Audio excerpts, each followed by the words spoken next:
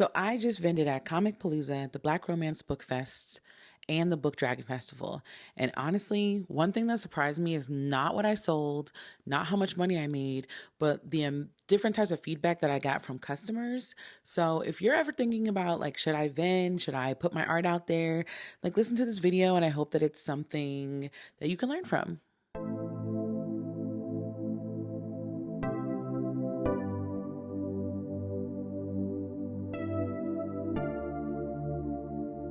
So in a span of 4 weeks, I did Comicpalooza, which is the Comic-Con, one of the Comic-Cons here in Houston, Texas.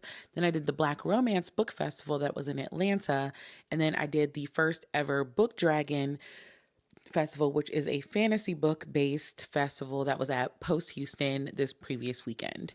So honestly, I was expecting to do a lot better than I did, solely because the past 2 years, Comicpalooza, my sales went up in 2023, 2024, 2025. 2025 is where I really started getting worried, but 2026, I did not meet any of my, I'm going to say, sales goals for Comicpalooza. I did make booth rent back and I did make a little bit of a profit, but it was nowhere near what I was making when I first started doing Comicpalooza.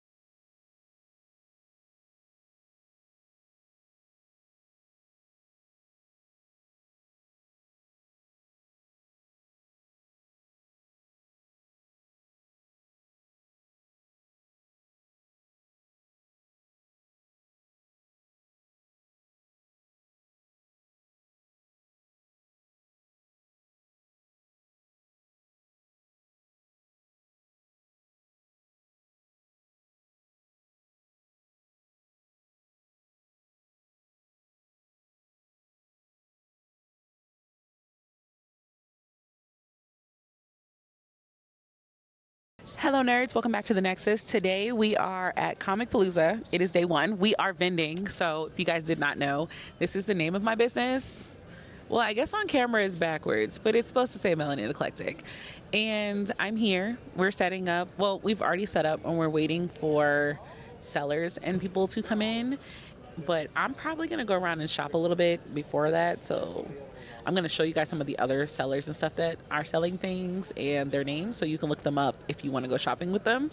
But yeah, I'm excited. I'm already a little bit over it. PMS is not really on my side right now, but it is what it is. So I forgot to take clips. Yesterday was not that good. But I had to kind of remember that on Friday, it went from 2 to 8, and most people got jobs. So it's not like they're going to be readily available to shop. What is going? Sorry, I didn't know what's going on with my hair. So I did get here early today because I was trying to get the $20 parking. So let me show y'all. Like, I got a little light set up back here. Like, it looks good. Oh, that zooms me in. So like, it looks good, right? So let me show you what it looks like when I turn it on. So I got one of these bad boys. 1 second.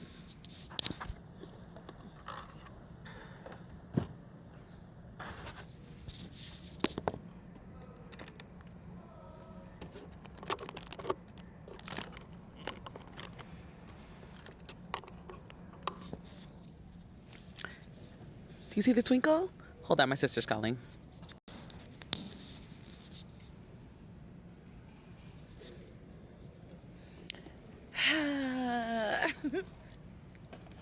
Let me put y'all higher. Oh, I just realized I forgot to put my lipstick on. My lips look super bare. Okay. Yeah, like I was saying, it's day 2.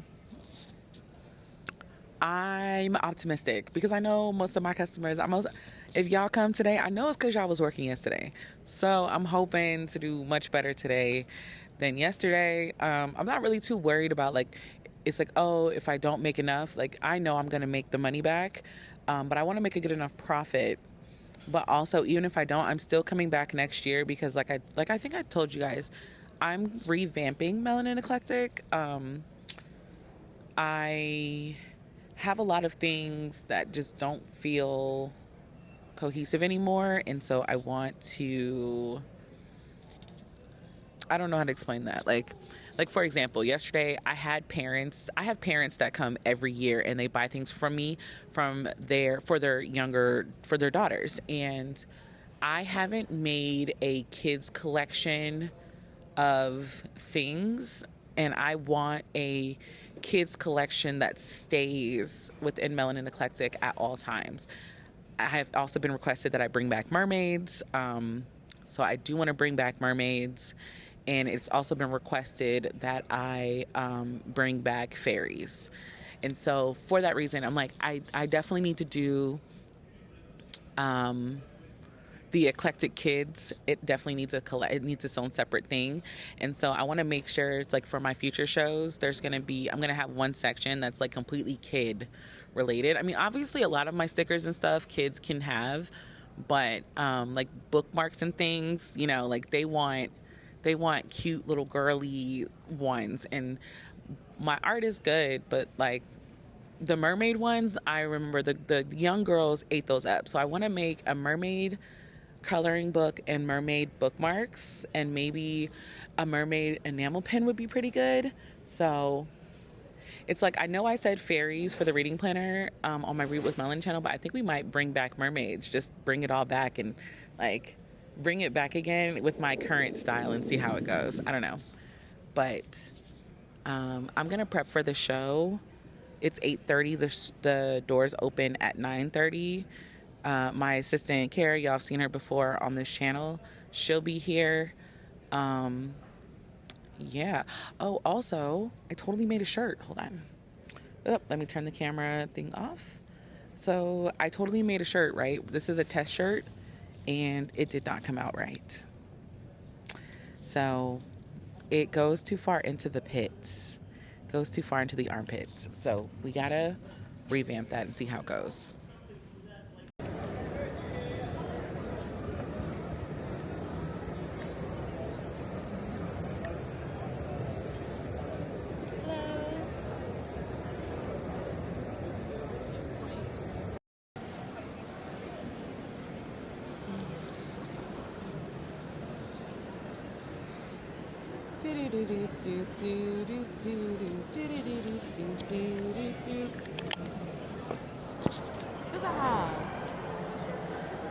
So I don't know how much you guys can hear me. I think you guys can hear it pretty well. We are doing better than yesterday, but not by a lot. So it's a little weird, but we're gonna see how this goes. Hello.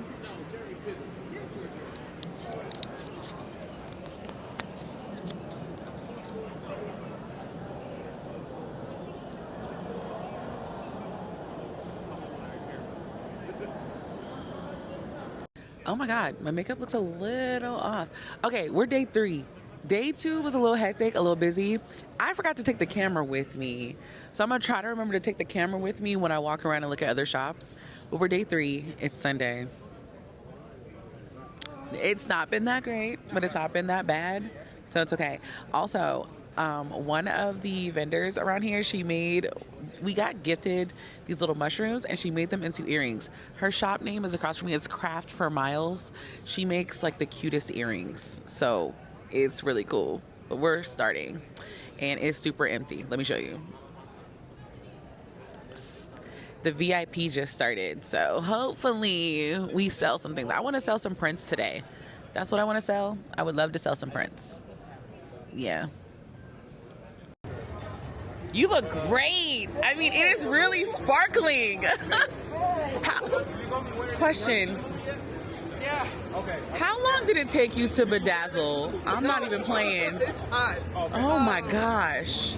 It took me a year. I have thigh pieces, but Oh. it's just they're really annoying to wear when I'm walking, so I bet. wear them. No, that's fantastic. Thank you. Like, holy crap. That's what we saw you from over there. We're like, Sparkly. I was like, it's a sparkly Mandalorian. So that definitely gave me something to think about. For Black Romance Book Festival, it's one of the ones that I hope that I get to do again and again and again because the book girlies are my favorite customers. I might be a little biased being a book girly myself, but they are my best customers and they're my favorite customers because not only do they come ready to shop, but they also come with like the best enthusiasm. I get to talk about books with them and they come with ideas. Like they're ready with ideas and my notebook is always ready to make those ideas a reality.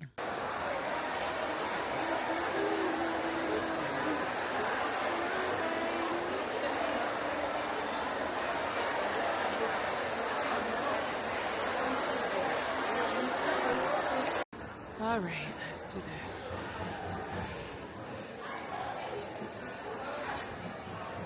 Ugh.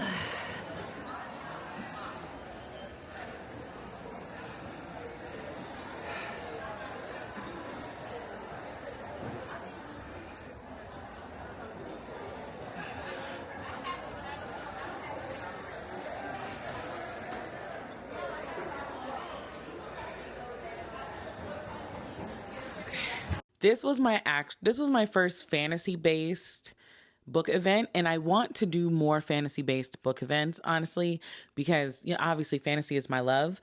But this was the first ever one that was done, and I think for 5 hours we did really good. I don't really know. This is my first time doing a 1-day book event like this. Normally it's 2 days, I think, but it was very chill. It was only 5 hours from 12 to 5. And I think for the most part, it was pretty good. I do like doing book events. It's something I'm realizing that we're actually really, really good at. And I think that right now, I'm thinking that it's time to try a different Comic-Con. My bestsellers are a little bit different for each event. So my bestsellers are always my stickers. Those are like the number one things that always sell.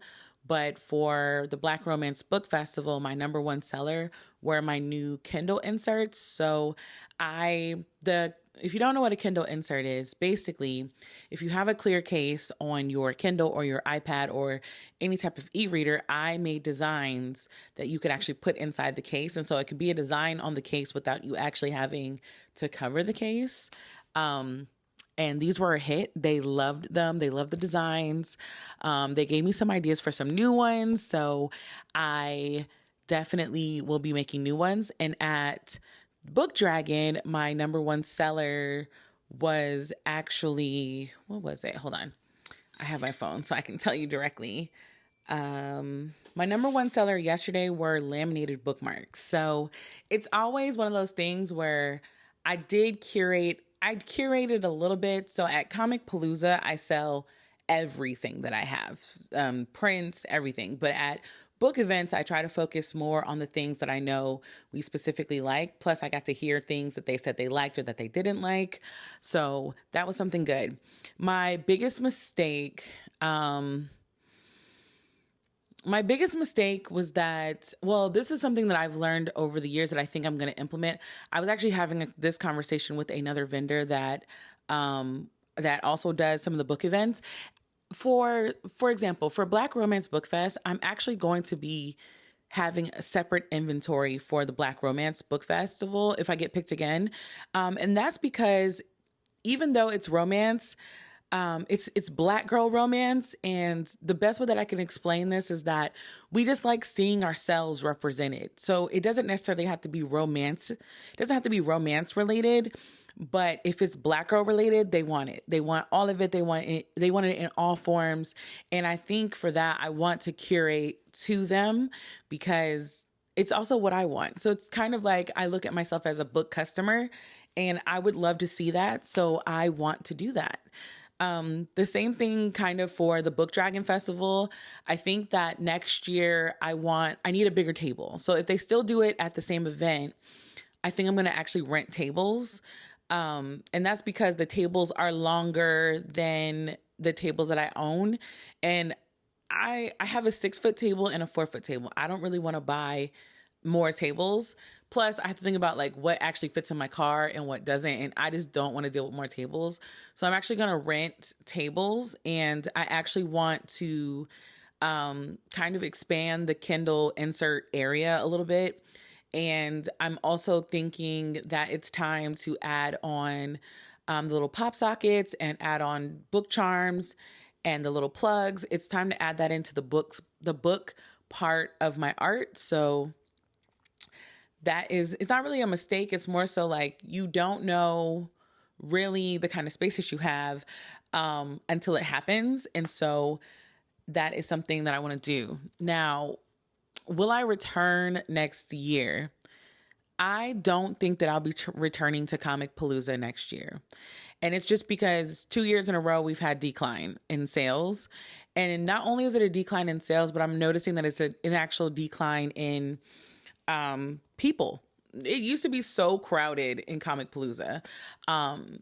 But it's not. I feel like it's unfortunately a con that's dying. They're not pulling in what's needed to get it done. Also, hilariously realizing I did not put lipstick on for this video, so my lips look really, really wow. But yeah, I think that it's one of those situations where it's not giving what it needs to give, and so I think that I'm going to face my fears, and I got rejected from DreamCon this year. So I applied to BlurredCon. I applied to the Black Girls Who Read Summit that's in Dallas. I applied for the Book Summit that's here in Houston. I unfortunately won't be here for Books on the Ground. So I can't do that one this year. And I'm also debating if I'm going to apply for MomoCon, because MomoCon has been one that I look at and I think for some reason I'm very intimidated by vending at MomoCon. I think it's also having to do with the price. The price is steep, but I think that if I treat each event with its own inventory versus trying to keep inventory for every event, I think that would help me. And, as each show goes on, whatever I have left, we just put it in there. And then I'm also going to be putting a lot of stuff on sale on my website soon. So yeah, I think for that, I don't know if I'm going back to Comicpalooza, but the book events, yes. When the application's open to apply again, I will be applying for both of them again. Luckily, I have family in Atlanta, so I can start shipping stuff to them ahead of time and hopefully just not come home with a lot of the inventory. So that's another thing I think is better for me. So this year, Comicpalooza was the weekend of Memorial Day, and the Black Romance Book Fest was the week after.